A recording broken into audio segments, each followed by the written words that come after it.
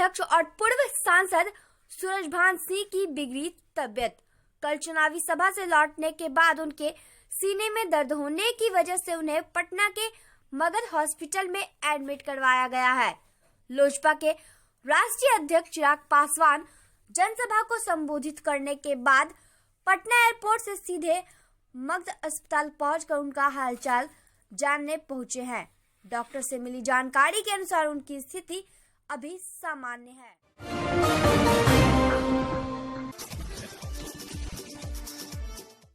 पूर्व मुख्यमंत्री हम के राष्ट्रीय अध्यक्ष जीतन राम मांझी ने कहा कि मुख्यमंत्री नीतीश कुमार के नेतृत्व में फिर बनेगी सरकार, विकास होगा मुद्दा। एनआरसी पर कहा कि किसी को बिहार से बाहर नहीं किया जाएगा। पूर्व मुख्यमंत्री हम के राष्ट्रीय अध्यक्ष जीतन राम मांझी ने कहा कि भारत माता की जय क्यों ना बोले। भारत में हर जन्मे व्यक्ति को भारत माता की जय बोलना क्या गलत है। मांझी ने कहा कि विपक्ष को मिर्ची लगती है क्या? विपक्ष पाकिस्तान और चीन की जय करवाना चाहता है। बिहार विधानसभा का आज अंतिम दौर का चुनाव प्रचार है, आप क्या संदेश देना चाहेंगे? देखिए, सबसे पहली बात तो ये है कि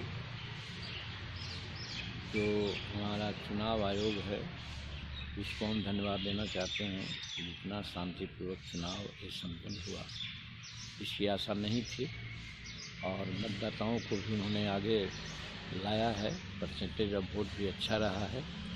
और दूसरी बात ये है कि हम मतदाताओं से अपील करना चाहते हैं कि जो कुछ अत्याचारी ग्रुप के लोग हैं, हुल्लड़बाज जिसको कहते हैं, हुल्लड़बाजी में विश्वास करके आम जन को त्रस्त करते रहे थे, आज अगर उनकी सरकार बनती है तो हम समझते हैं फिर 2005 के पहले वाला जो जंगल राज था बिहार में आ जाएगा।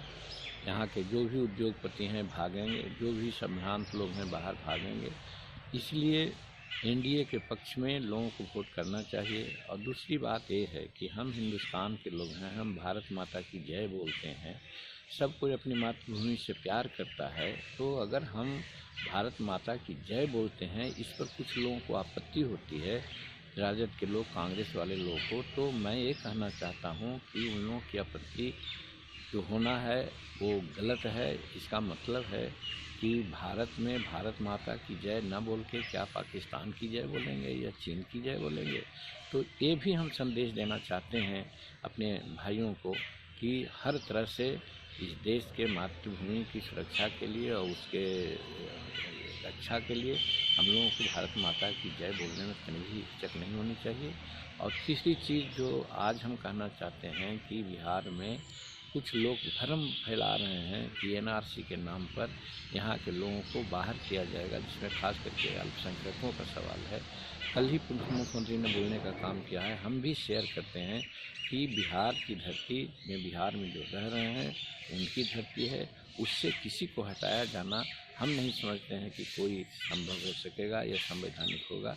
इसलिए उनको भी डट करके वोट करना चाहिए और विकास के लिए वोट करना चाहिए, विनाश के लिए नहीं। यही हम आज संदेश देना चाहते हैं बिहार वासियों को। अंतिम चरण का चुनाव और शांतिपूर्वक हो जाए, ये भी एक हम लोग की अभिलाषा है।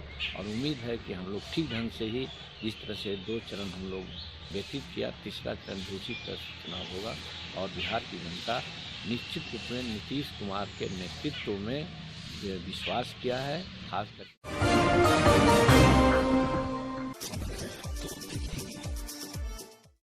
भाजपा के राष्ट्रीय अध्यक्ष जगत प्रकाश नड्डा, केंद्रीय रक्षा मंत्री राजनाथ सिंह तथा केंद्रीय स्वास्थ्य एवं परिवार कल्याण राज्य मंत्री अश्विनी चौबे गुरुवार को बिहार में कई चुनावी कार्यक्रम में शामिल होंगे। भाजपा के राष्ट्रीय मीडिया सह प्रभारी संजय म्यूक ने इस बार की जानकारी दी। संजय म्यूक ने आज यहां बताया कि भाजपा के राष्ट्रीय अध्यक्ष जेपी नड्डा गुरुवार को बिहार में 2 अलग अलग विशाल जनसभाओं को संबोधित करेंगे।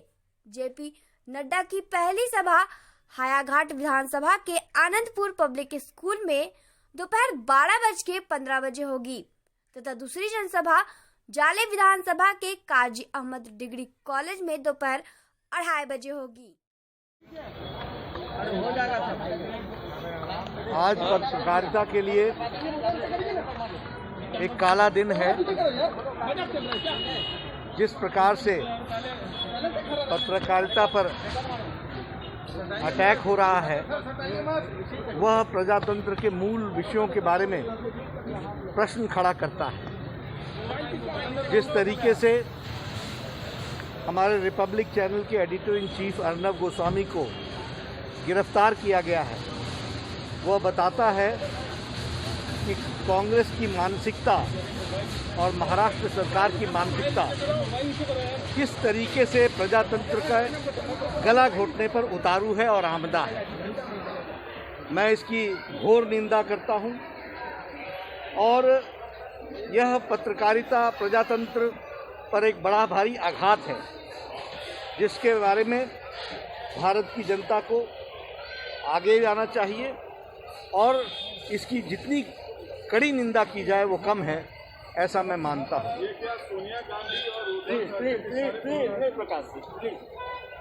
इसके साथ साथ ये जो कमिटेड जुडिशरी और कमिटेड ब्यूरोक्रेसी की जो चाहत सोनिया गांधी जी की है और राहुल गांधी जी की है, वह इसमें से मानसिकता दर्शाई जाती है और देखी जाती है। अगर मन लायक फैसला ना आए तो चीफ जस्टिस पर इम्पीचमेंट की धमकी देना और उसके प्रयास करना, अगर मन लायक चुनाव में नतीजे ना आए तो ईवीएम और इलेक्शन कमीशन पर धावा बोलना, हमला बोलना, यह कांग्रेस की रिवायत रही है। और कांग्रेस पार्टी ने जिसने आपातकाल लगाया, लाखों लोगों को जेल के पीछे डाला और साथ ही साथ पत्रकारिता की भी और मीडिया हाउसेस को बंद किया और उनकी आवाज़ को रोकने का प्रयास किया, ये भारत की जनता भली भांति जानती है। ये जो आज प्रयास हुआ है ये पत्रकारिता के लिए काला दिन है। मैं इसकी निंदा करता हूँ और भारत की जनता, कभी ये कहते हैं कि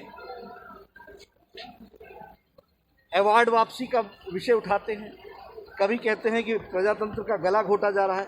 इसका सीधा सीधा प्रमाण आज हमको कांग्रेस पार्टी के द्वारा और महाराष्ट्र सरकार के द्वारा देखने को मिला है।